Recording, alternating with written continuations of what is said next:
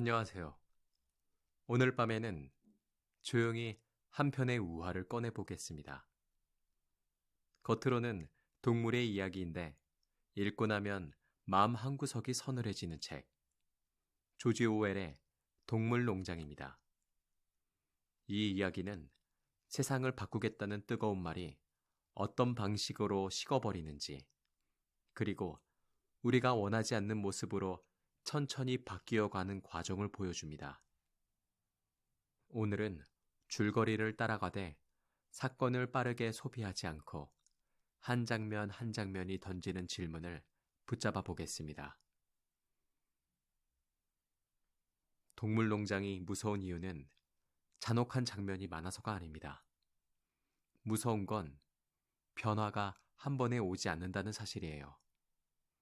어떤 공동체든 처음엔 늘 그럴싸한 말로 시작하죠.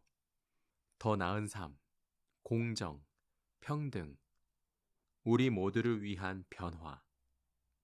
그런데 오웰은 이렇게 묻습니다. 정말 그 말이 사람들을 살리는 방향으로만 작동할까요?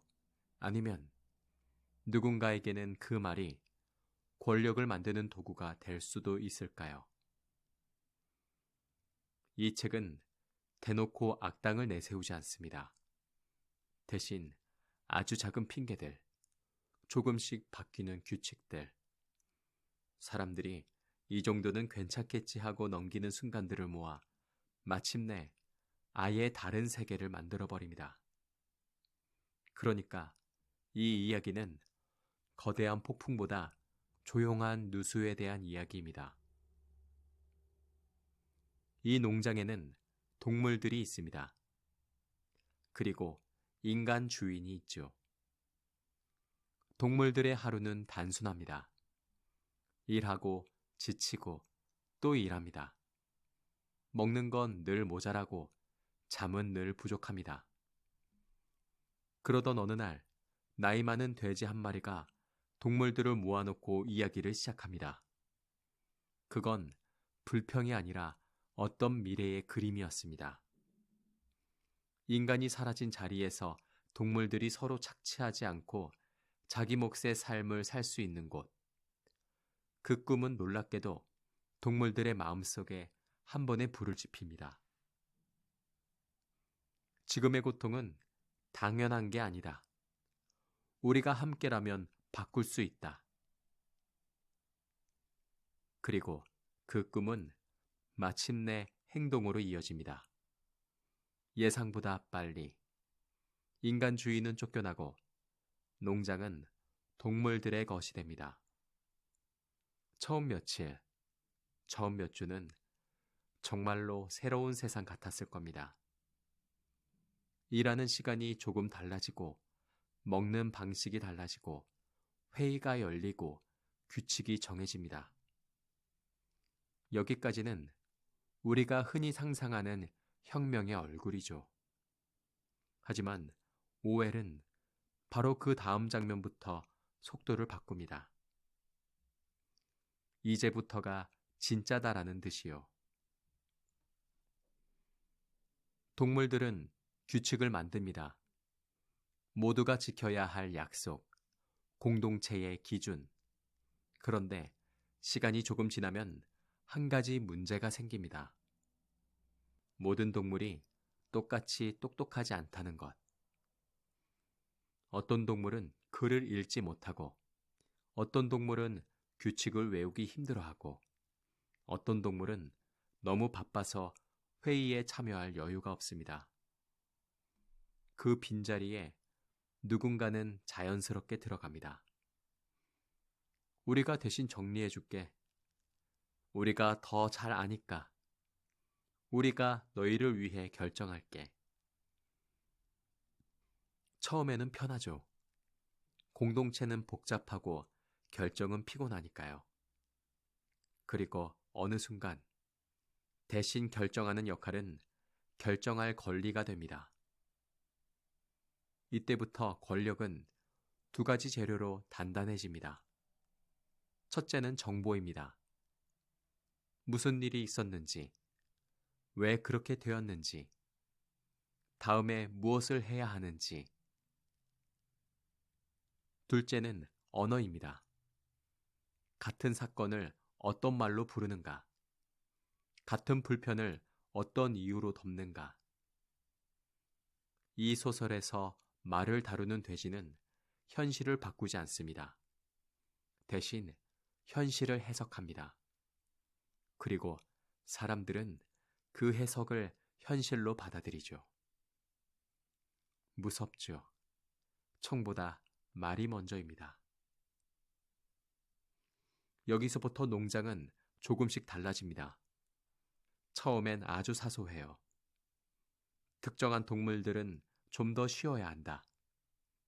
특정한 동물들은 조금 더 먹어야 한다. 그건 모두를 위한 일이다. 이 문장들이 반복되면 사람들은 어느새 특권을 필요로 착각합니다. 동물농장에는 처음부터 두 방향이 있었습니다. 한쪽은 원칙을 지키며 공동체를 세우자는 방향. 다른 한쪽은 권력을 잡고 흔들리지 않게 하자는 방향. 처음엔 둘 다 농장을 위한다고 말합니다. 문제는 목표가 같아 보여도 수단이 달라지는 순간부터입니다. 어떤 돼지는 일을 더 효율적으로 하고 설비를 만들고 미래를 설계하려고 합니다. 반면 다른 돼지는 설계보다 먼저 통제부터 생각합니다. 누가 말을 하든 반대편을 잠재우는 법, 누가 의심하든 입을 닫게 만드는 법, 그리고 그 통제는 그 순간부터 공포의 모양을 띱니다. 이 책에서 공포는 번개처럼 떨어지지 않아요. 조용히 들어옵니다. 그건 배신이다. 그건 적의 말이다. 그건 우리를 무너뜨리려는 것이다.